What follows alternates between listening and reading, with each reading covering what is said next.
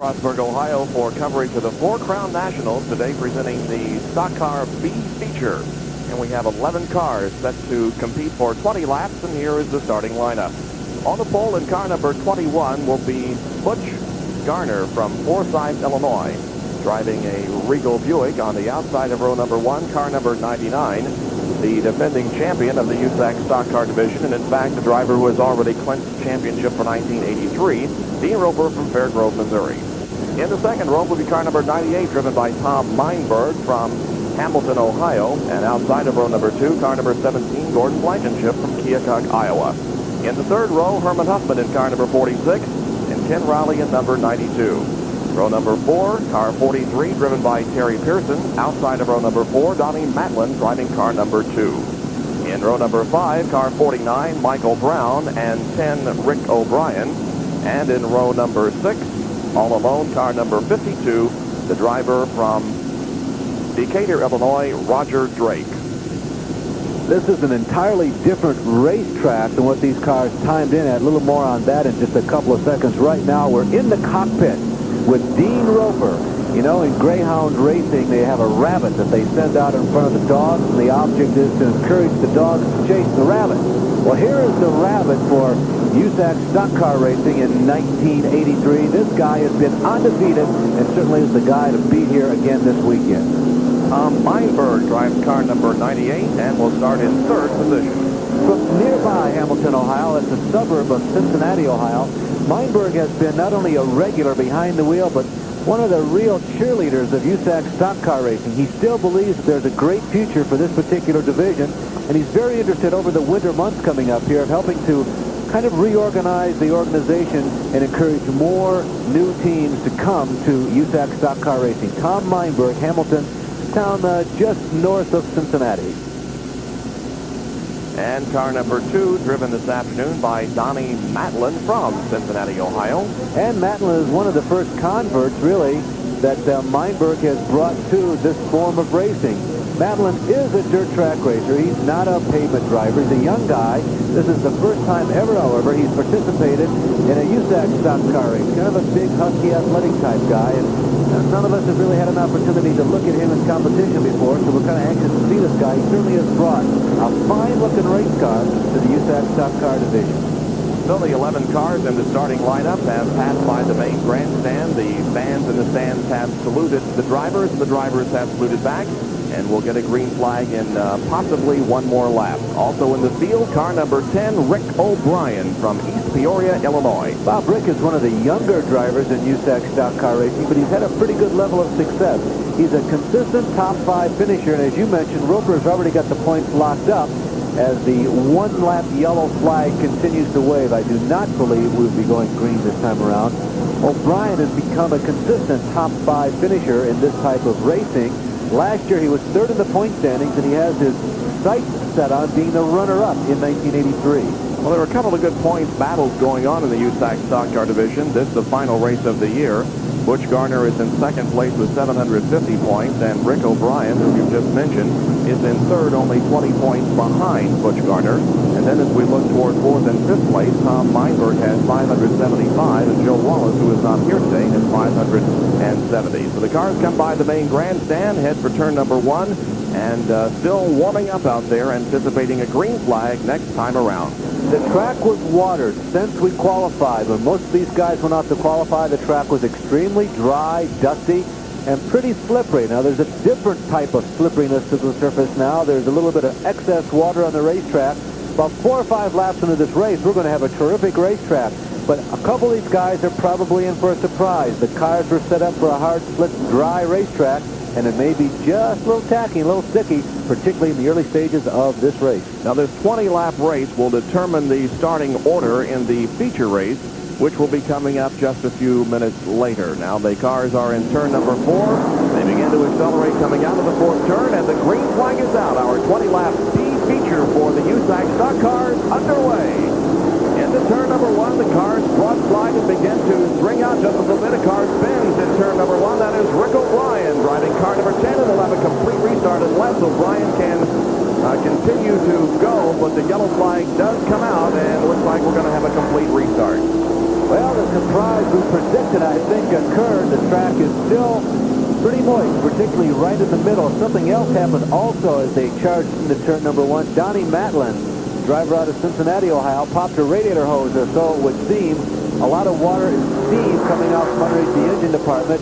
Matlin has pulled back into the pit area, but he also deposited a little bit of extra moisture on that racetrack when the field went into turn number 1. Well, we'll take a look at the replay, and there indeed is the problem you indicated. A lot of smoke coming from underneath the Matlin car. And Rick O'Brien right behind him. But Rick, of course, the guy who ended up spinning out, but he's right in the heart of all that extra moisture, as if there wasn't already enough laid down. And poor Rick, really not much he could do except lock her up. Look at that left rear wheel wobbling a little bit. You see the pressure from that race car and the axle pulling on it as the car spun sideways, going out of turn number 1 and approaching turn 2.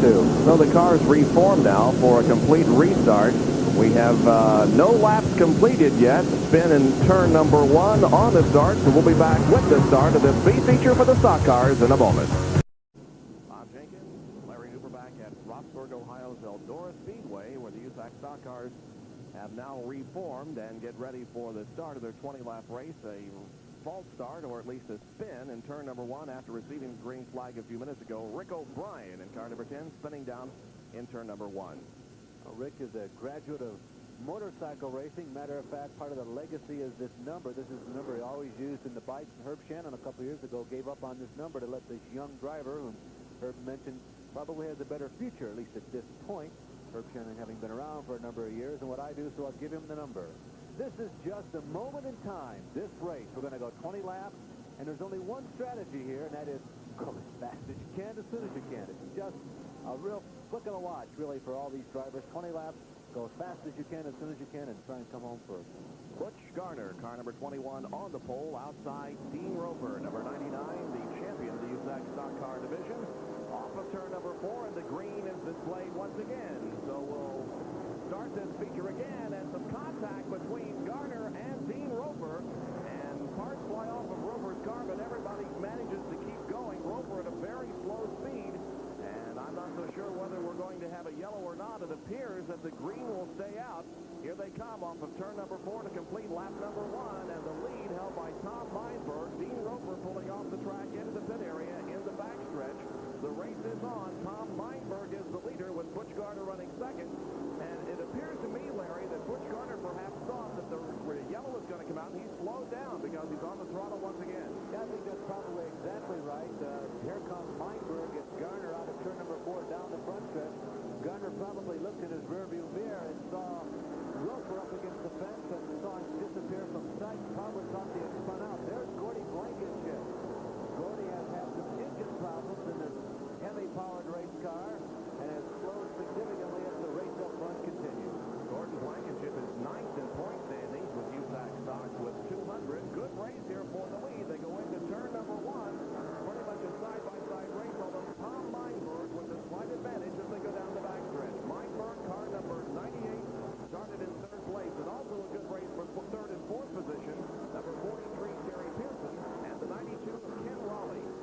Pearson is showing some speed here early on, and perhaps may even have enough mustard to catch up with the front-running duo. Pearson seems to be running very well. That red light number 43, incidentally, his teammate Michael Brown is an identically painted car. Number 49 was in this race, so Mike County, keep your eyes out for that. Also, Michael's not in this battle for the lead, but there is the 3rd running Terry Pearson closing in just a little bit on Butch Garner, who right now continues to trail the leader, Tom Meinberg. First 4 cars are running together on the racetrack. Back in 5th position, the number 46 driven by Herman Huffman. Here are the leaders, Tom Meinberg, followed by Butch Garner as they broadside off of turn number 4 and down the main straightaway, completing lap number 6 of 20. Again, this is the B-Feature, and they're running for starting position in the A-Feature, which will come later. A high-bank dirt racetrack, which means that more often than not, the fastest way around is usually about 2/3 or 3/4 of the way up the banking. You see where Meinberg is running. He's an experienced dirt track racer, particularly in a half-mile. He spent a lot of his early days at the Queen City, Dry County racetrack down in Cincinnati. He knows how to get around a dirt racetrack. You see Garner trying to work to the inside. What Garner's responsibility is, if he wants to get around Meinberg, he's got to charge into either the 1st or the 3rd corner a little harder than Meinberg, and hopefully he can slide, slip, and get just enough of a Meinberg as they come down one of the straightaways. Cars passing Roger Drake, who is running very slow on the racetrack. 1, 2, 3, and 4 down the backstretch into turn number 3. Once again, Tom Meinberg pursued very closely by Butch Garner. Now a battle for second position as Pearson goes to the inside of Garner but could not pull the pass. Pearson now receiving some challenge from Ken Raleigh, who is high on the racetrack. Ken Raleigh inches ahead and goes into third position. Pearson drops back to fourth. It's still Tom Meinberg leading, though, as they go down the backstretch. And Ken Raleigh now beginning to show some strength as he has taken to the high side of the racetrack and is beginning to find a bite up there. Ken Raleigh, the 1974, yes, 74 Rookie of the Year at the USAC Stock Car Division. Another real experienced driver when it comes to dirt. A lot of his dirt experience is on the half miles and third miles of the Midwest. And Raleigh is really moving up. He's found a nice groove up there on the high side, looking for a cushion like a sprint car or a midget, and he's really been gaining some ground. Now the straightaway once again. We've completed more than half of this race. And the driver we're watching right now is Ken Raleigh in car number 92, running in third place right now. The lead held by Tom Meinberg, but Raleigh inching closer to the second place. Butch Garner into turn number 3 again. It seems as though he can close in on Garner as they approach the turns, but Garner able to inch ahead a little bit as they go down the straightaway. Now Ken Raleigh looking for an opportunity to pass and go into second position. Meanwhile, it's Garner moving to the inside of Tom Meinberg down the backstretch in the battle for the lead. Into turn number 3, side-by-side racing. It is Butch Garner to the inside, Tom Meinberg outside, and tucked right on the back bumper of Meinberg is Ken Raleigh. You can see Raleigh's windshield wipers going back and forth wildly as he uses it on this dirt racetrack. 3 abreast coming out of the number 2 corner down the backstretch. Raleigh looks for a hole in the middle, but it's not there. Closes up rapidly, but it looks like he may have the advantage on Garner as they come out of turn number 4 this time. The windshield wiper working frantically for Ken Raleigh. Tom Meinberg out ahead as he, in his rearview mirror, sees the battle for second place between Butch Garner and Ken Raleigh. Now Raleigh to the outside. Once again, looking for the opportunity. Got a little high and came very close to that outside wall. Had to back off the throttle for just a little bit and lost a considerable amount of distance. In fact, Raleigh is slowing down on the main straightaway. Tough luck for Ken Raleigh, who is looking so good, battling for that second position. So now it's a two-car battle for the lead. Butch Garner and Tom Meinberg down the backstretch. Meinberg still holding on to the lead, but he has his hands full. Well, he has his hands full, but Garner has not been able to show quite the amount of muscle that was shown a little earlier by a couple of the other competitors, and I don't think Garner's going to have enough time to get around Meinberg. Meinberg has run a perfect race, and as I say that, here comes Garner going up to the inside. We have a spin now reported. Herman Huffman on the outside of turn number 3. So that will bring out the yellow and will mean that everybody falls into the positions that they're running on the previous lap. And we will stop counting the laps at this point and resume when the track is cleared. Well, it looked like that Butch Garner was going to try it at least, take over the lead from Tom Meinberg when the yellow came out. That's Herman Huffman sitting in his stalled car. The car up against the third turn wall. Yeah, I think he did get a piece of the cement up there just near the end where the cement wall ends and the corrugated steel wall begins. Herman Huffman in a Thunderbird, a 1983 Thunderbird chassis running in the USAC Stock Car Division. One of the nicest looking cars really that was entered here this weekend at Eldora. Well, we mentioned the fact that Ken Raleigh was trying to pass for second position when he got too high at the end of the backstretch and I believe tapped the outside wall and lost the position and slowed down after that. Well, what happened? Watch Garner. Does he give him enough room? Garner looks like he may move up a little bit and kind of pinches Raleigh. Raleigh gets up into the real loose stuff. You see all the rooster tail being kicked up. That's the loose dirt resembling a cushion. And he got pinched off there. And Bob, as you mentioned, I don't think he hit the fence. And as he came out of turn number 4, he dropped way down low on the racetrack. I don't know exactly why. I guess he was really fighting and digging to try and make up some ground, and he might have overcooked her a little bit going into turn number 4. And that was the reason for his losing ground. Well, we completed 16 laps, so we got 15 laps officially complete. We've got 5 to go, and maybe Raleigh will have one more chance. Herman Huffman is out of his car up in turn number 3. The USAC officials are looking it over. It'll be removed from the racetrack, and then we'll be back with the final 5 laps of this USAC stock car race. Final 5 laps of this race about to unfold. Here they come off of turn number 4. The green is out. 15 official laps complete.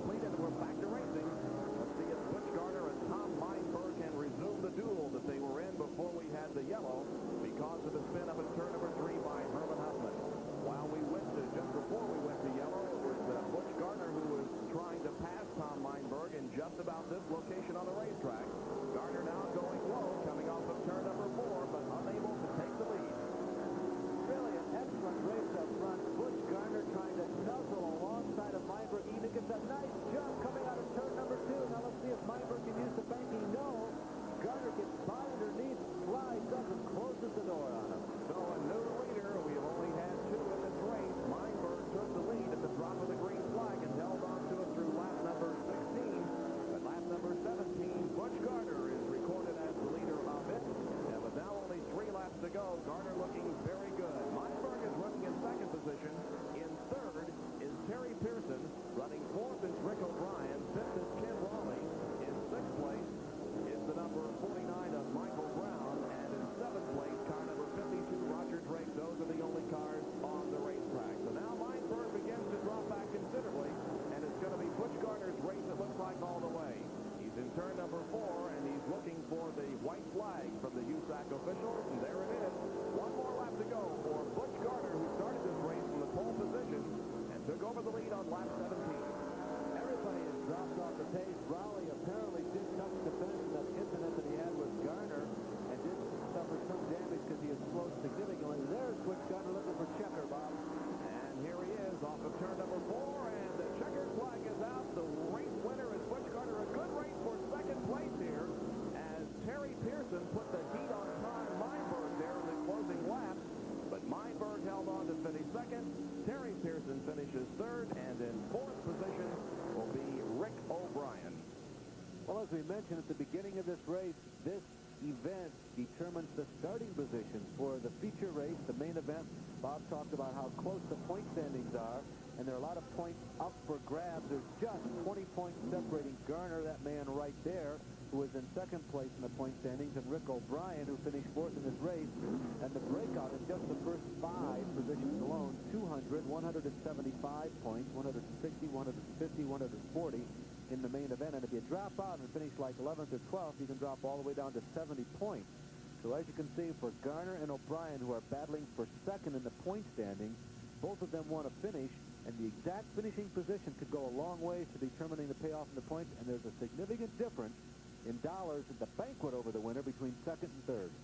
So despite the fact we had only 11 cars in that race, we had some good racing, maybe an indication of things to come in the A feature for the USAC Stock Cars. Back at Eldora after these messages.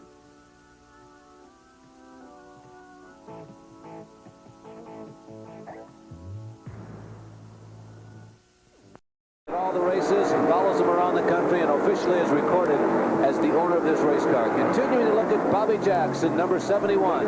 Bobby Jacks, the leader. Butch Garner running in second position. There they are in turn number 2. 20 laps, I think, for Bobby Jacks, who leads this race. He's back into the top 10 cars now as he begins to lap, and it's very difficult in any form of racing once you get back into the top 10 and you've gone all the way around, because these are the guys who are running competitively and fighting for positions. He gets underneath Raleigh. He goes underneath the 43 of Terry Pearson, but only temporarily, as Pearson on the high side out RPMs Bobby Jacks coming out of turn number 2. And right now Pearson is down in that low groove where Jacks wants to be, and lurking in the shadows is the number 21 car of Butch Garner. Today he runs in third position right now. There is the leader, Bobby Jacks, Huber Heights, Ohio. They call Huber Heights the world's largest community of brick homes, or at least there's a big sign on Interstate 70 that says that. Don't know about that, but I do know that right now, right here is the world's largest USAC stock car driver, at least in existence today, Bobby Jacks. He's knocking them dead so far. In 12th and passed several cars in the first lap, took over the lead on lap number 11 and has held it ever since. Bobby Jacks. In turn number 4, the white flag being displayed to everybody else. He picks up the checker and wins this 40-lap USAC stock car race at Eldora. Finishing in second position is car number 21, driven by Butch Garner. Victory Lane celebration is going on here at Eldora Speedway in Rossburg, Ohio. Bobby Jacks has won our 40-lap USAC stock car race. And to talk with him, here is Larry Newber. Well, Bobby Jacks, this has significance for a lot of reasons. First of all, you're in front of what I guess is almost a hometown crowd. Yes, we like racing here at Eldora. People always come out and seem to support you in quite a numbers. I've been watching you and reading about you for a long time, but never seen your name pop up in the win column of a USAC stock car race. Well, we've tried several times this year, and fortunately we finally put one together. How about this little lady beside of you? Would she play a role in this victory too? She plays very much a role in this victory.